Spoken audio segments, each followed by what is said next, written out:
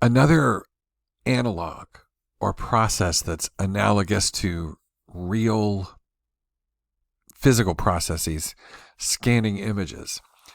And here's another iconic study. The Koslin study is in a lot of general psychology textbooks.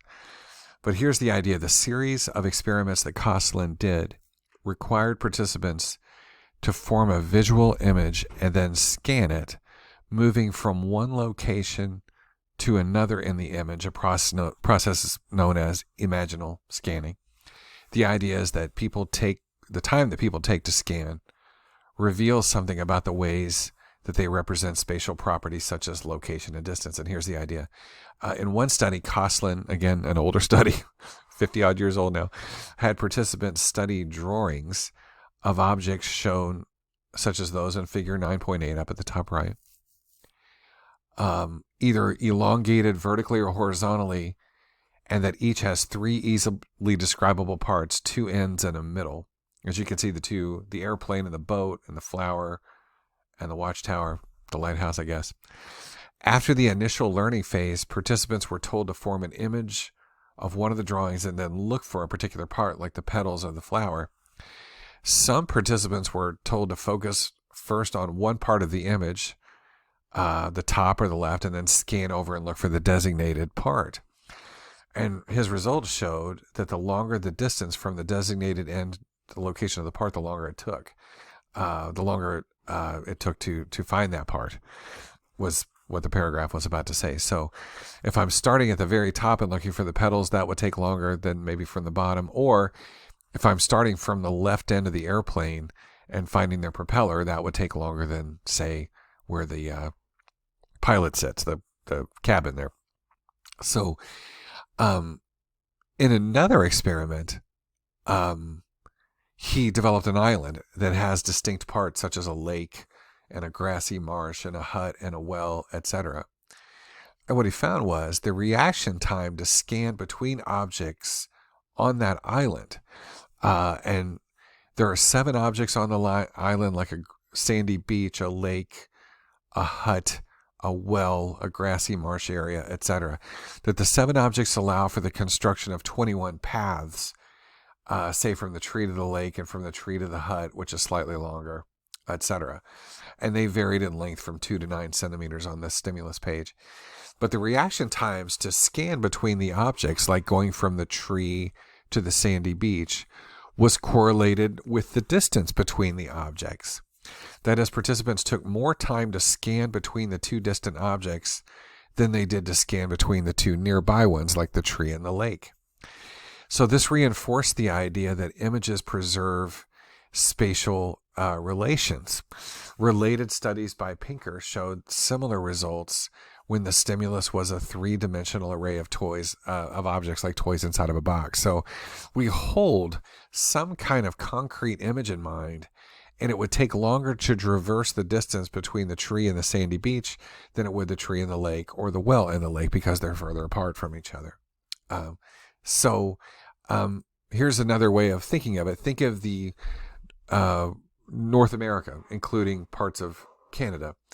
Referring to your image, answer the following questions about your image of this area. Which is further north, Boston or Seattle? That's a tough one. Which city is further west, New York or Philadelphia? I want to say Philadelphia off the top of my head. Which city is further east, Reno or San Diego, etc. If you're like Tversky's Stanford students, you made errors on a couple of questions. Tversky argued that people's maps are systematically distorted because they use heuristics, or rules of thumb, and anchoring oddly shaped units such as continents and states. Using principles of perceptual organization, such as those discussed in 3, people try to line up things to make them more orderly. For example, this is an intriguing fact. South America is remembered in an image as being directly south of North America, when in fact it's quite far east. If I remember right, the entirety of South America is east of the state of Michigan in the United States. It falls not just south, but southeast. Conversely, it's also strictly speaking true that Reno, Nevada, as you can see on the map here, is further west than Los Angeles. a heuristic would cause us to make a mistake on that. We would assume that California is further west of Nevada, and therefore Reno is further east than Los Angeles, when in fact that heuristic has led us astray there. So we have certain ways of organizing things intellectually, which can screw us up. But generally speaking, looking at a map like this can cause us to traverse distances mentally in a slower fashion, just because of where things lay out spatially. Even among Americans, it's the case that a lot of Americans are ignorant of where things fall on the map. For instance, that Toronto is much further south than a good number of American cities. You wouldn't think that. And that's another example of Tversky's heuristics. How is it that Toronto is further south than Boston? Well, you'd never guess that. But because it's in Canada, you have the ideas reversed in your head, and that heuristic has led you astray, that rule of thumb. There's another very clever experiment involving the rabbits and the ducks. And forgive me for reading again, I hate it, but I want to clarify this. Before I go through the paragraph, you'll see that the two images to the left are not precisely the same.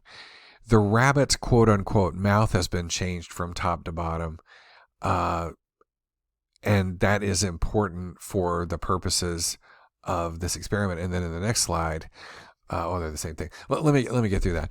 Once participants had formed an image of either the rabbit or the duck, and you can see this could be either, they were presented with a pair of duck rabbits, either A and B, A and C, etc., and you're asked to choose which had been presented. You'll notice that the distinctions between any pair are very subtle. For instance, when participants thought they were imagining a duck or imaging a duck, they were well above chance at detecting the difference between A and B, which is the duck's bill. You can't see that here, but could not clearly distinguish between A and C, which is the rabbit's nose. So what you have here are A and C. The rabbit's nose is subtly altered between A and C. When people thought that they were imagining a duck, they couldn't tell the difference between what would be the back of the duck's head and the two images. On the other hand, if they thought they were being presented with a rabbit, they quickly picked up on the fact that the front part of the rabbit, the mouth, was different. So just proposing that these two images are a duck caused us to not be able to process the differences between the two images. On the other hand, if I propose that they're a rabbit, I can quickly pick up on the difference between the two mouths, if you will. So just rereading that one more time, found that when participants thought they were imagining a duck, they were well above chance of detecting between alterations in the bill. On the other hand, they couldn't tell the difference between the rabbit's noses here. Exactly the opposite pattern emerged for those that had formed the image of a rabbit. If I believe this is a rabbit, I can pick up on the differences between the images easily. So the two authors believe that the reason for this effect is that people paid more attention to the region they took to be the creature's face. The front part on the right of the rabbit is part of its face, whereas the rear part of the duck on the right is less discernible and less interesting, and therefore I'm unlikely to tell the differences between the two pictures. So in any case, the results show that people who form images of the same stimulus but were given different construals or different suggestions, is this a duck or is it a rabbit, are more discerning. So here's that last paragraph. Chambers and Reesberg reported from their previous work that even with hints and prompts, few participants spontaneously reversed their image of the duck rabbit, although almost everyone looking at the picture of the duck rabbit did. So I'll let you read through that a couple paragraphs there. It's rather direct, but I think that the key thing to keep in mind is that if I think this is a rabbit, I can quickly tell the difference between the two images. The right part is the rabbit's mouth, and there's a difference. If I think it's a duck, I'm less discerning because that right part is the duck's head. That's the key difference there. Another follow-up experiment that they had to do with scanning images. It was much easier to discern differences or imagine two dogs where Tandy is in the back of Bussy and Bussy is in the back of Esky, then things along the lines of one dog being furrier than the other. This is more complex and involves a different skill set. So these spatial relations are actually easier to conjure than physical relations like furriness.